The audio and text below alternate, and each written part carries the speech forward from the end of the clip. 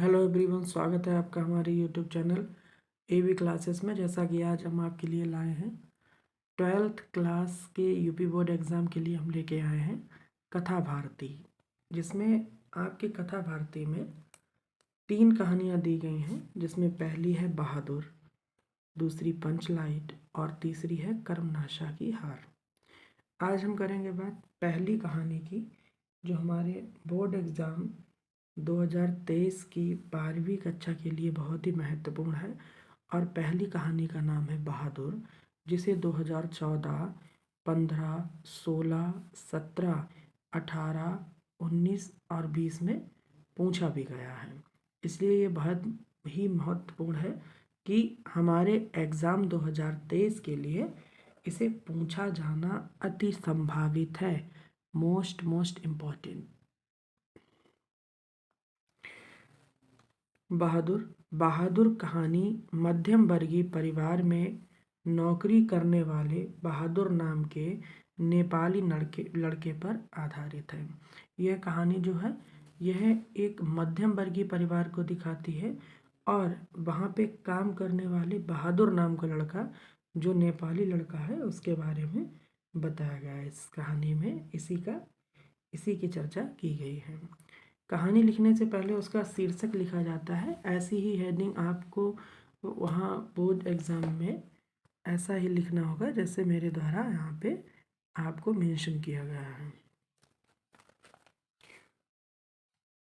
देखिए, जैसे शीर्षक, प्रस्तुत कहानी का शीर्षक लघु, आकर्षक, सरल तथा सार्थक है। कहानी की कथा इसके प्रमुख पात्र बहादुर के चारों ओर घूमते हैं, अतः शीर्षक की दृष्टि से बहादुर एक सफल रचना है। अगर शीर्षक की दृष्टि से देखा जाए तो बहादुर एक सफल रचना है। शीर्षक में यही बताना होता है कि कहानी कैसी है, छोटी है, आकर्षक है, सार्थक है, कैसे पात्र हैं, ये सब शीर्षक में हमको लिखना होता है। अब नेक्स्ट दूसरी हेडिंग पर चलते हैं। दूसरी हेडिंग में है कथानक, यानी ये बताना होगा कि इसके अंदर है क्या, इसके बारे में क्या है, कैसे लिखा गया है, इसके बारे में, कथानक के बारे में अब हम जानेंगे कि कथानक में आखिर क्या दिया गया है।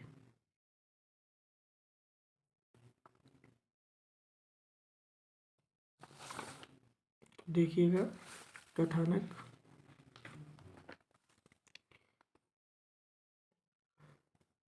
प्रस्तुत कहानी में लेखक ने समाज के वर्ग भेद को उजागर किया है। बहादुर 12 से 13 वर्ष का एक गरीब बालक है। बहादुर क्या है? 12 से 13 वर्ष का एक गरीब बालक है। वह एक साधारण परिवार में नौकर है। जिसका मुखिया स्वयं लेखक है। यानी लेखक कहता है कि लेखक के घर में ही एक लड़का लाया गया था बहादुर नाम का, जो लेखक के घर में कार्य करता था। और बहादुर एक कैसा नेपाली लड़का है जिसकी क्या उम्र है? 12 से 13 वर्ष का है। प्रारंभ में तो उसका परिवार में पालतू पशु पक्षियों की तरह बड़ा आदर सत्कार होता है और बड़ी मेहनत व लगन से काम करता है। कुछ दिनों बाद वह लेखक के बड़े लड़के किशोर और उसकी पत्नी निर्मला द्वारा डांट मार खाने लगता है। यानी पहले पहले में वो नया नया आता है तो उसका खूब आदर सत्कार होता है, उसे खूब अच्छे से बिठाया जाता है, खिलाया जाता है। लेकिन धीरे धीरे उसकी इज्जत को करना कम कर देते हैं और उसे प्रताड़ित करने लगते हैं, मारते हैं और डांटते भी हैं। किशोर जो लेखक का लड़का है और उसकी पत्नी निर्मला द्वारा उसे डांटा और मारा जाता है। उससे अपनी रोटी स्वयं सेक लेने को कहा जाता है। यानी कहा जाता है कि वह अपनी रोटी खाए तो स्वयं ही अपनी रोटी को सेक ले। उसके साथ ऐसे व्यवहार किया जाता है।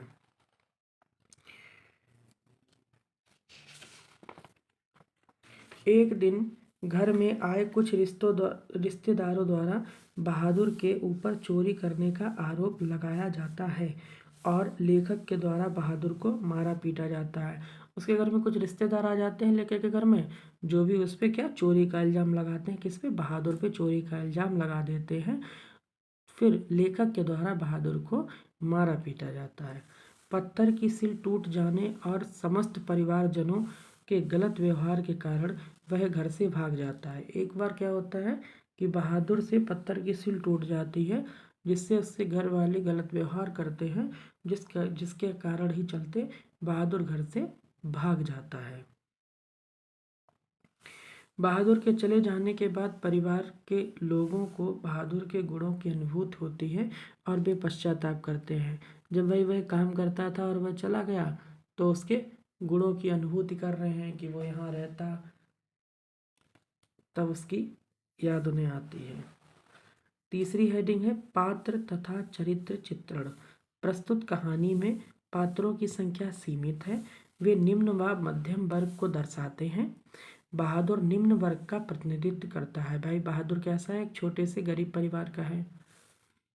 माँ की मार और उपेक्षा से खींच कर वह घर से शहर भाग आता है। उसकी माँ भी बहुत उपेक्षा करती थी और मारती थी, इसलिए वह अपने घर से भागकर शहर को आ जाता है और मध्यम वर्ग के परिवार में नौकरी करता है, यानी लेखक के घर पे नौकरी करने लगता है। कहानी का प्रमुख पात्र बहादुर है। गृह स्वामिनी निर्मला तथा उसका बेटा किशोर, रिश्तेदार उसकी पत्नी और लेखक अन्य पात्र हैं। बहादुर ईमानदार, मेहनती तथा स्वाभिमानी बालक है। वह निर्मला के पुत्र किशोर फिर निर्मला के गलत व्यवहार का शिकार होता है।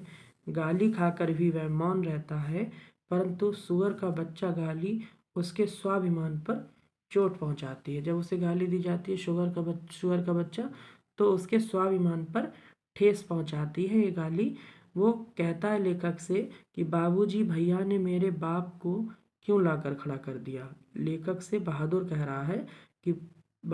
रहा है लेखक से कि बाबूजी भैया ने मेरे बाप को क्यों लाकर खड़ा किया।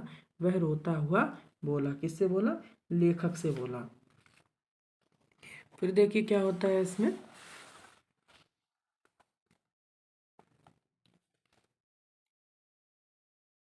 बहादुर के मन पर सबसे गहरा आघात तब लगता है जब उस पर चोरी का इल्ज़ाम लगाया जाता है। चोरी का इल्ज़ाम कौन?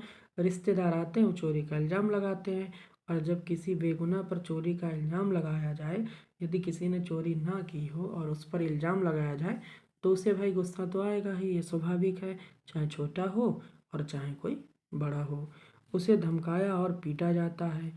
क्यों पीटा जाता है? कहा जाता है कि तुमने चोरी की है, और उसे मार भी पड़ती है, लेकिन उसने चोरी नहीं की थी। निर्मला साधारण महिला है। किशोर शान शौकत से रहने वाला लड़का है।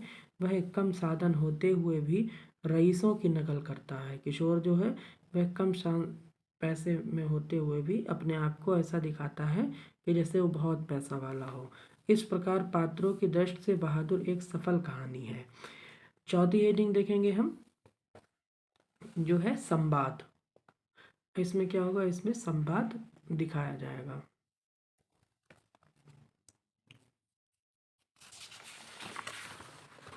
देखिए संवाद इसमें क्या है। संवाद में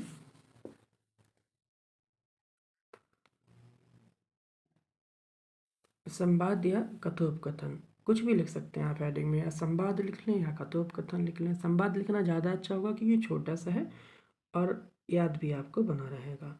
यह कहानी संवाद की दृष्टि से सफल रचना है। इसके संवाद सरस, सुंदर, संक्षिप्त, रोचक तथा पात्रानुकूल हैं।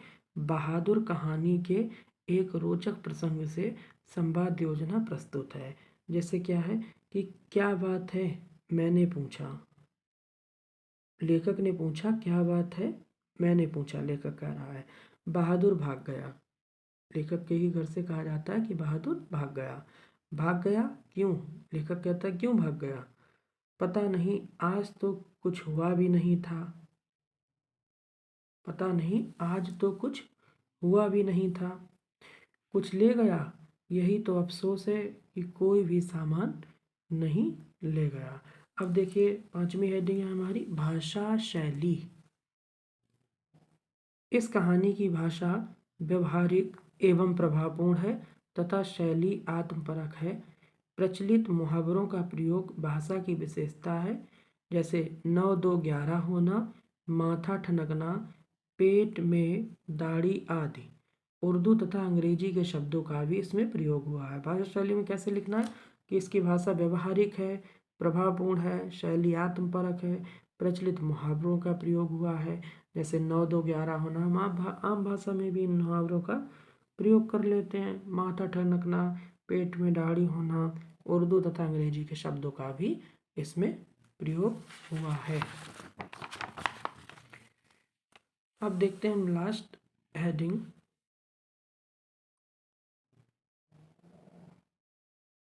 लास्ट हेडिंग में है हमारा उद्देश्य।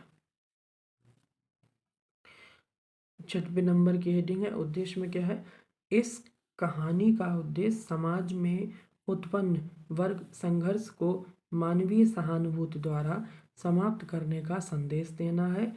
शोषिता के प्रति मानवता एवं प्रेम का व्यवहार है। ऊंच नीच का भेदभाव दिलों से हटा देना है। बहादुर कहानी बहुत मार्मिक है। यह आत्मपरक कथात्मक शैली में प्रस्तुत की गई है।